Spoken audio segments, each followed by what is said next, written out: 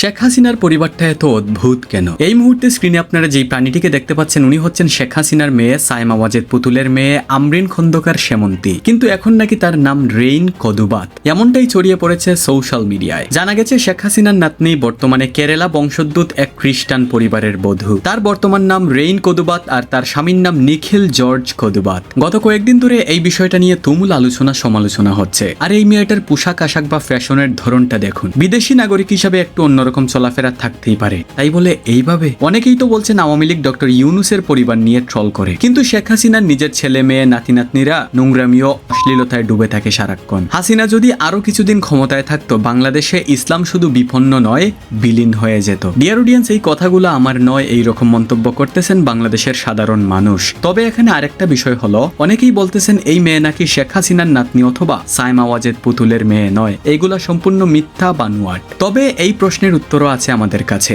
দেখুন তো সাইমা ওয়াজেদ পুতুলের সাথে এইটা কে? আপনার যদি দৃষ্টিশক্তি ভালো থাকে তাহলে অবশ্যই চিনে এবং বুঝে যাওয়ার কথা। তবে ডিয়ার অডিয়েন্স, এখন পর্যন্ত কোনো বড় নিউজ চ্যানেল বা পত্রিকাকে এই বিষয়ে কথা বলতে দেখিনি, তাই এটা আপনাদের উপরই ছেড়ে দিলাম। আপনারাই বলুন, এটা কি আসলেই শেখ পরিবারের নাতনি নাকি অন্য কেউ? আর যদি এটা আসলেই শেখ হাসিনার নাতনি হয় তাহলে তাকে নিয়ে অবশ্যই একটা লাইন কমেন্ট বক্সে লিখে যাবেন।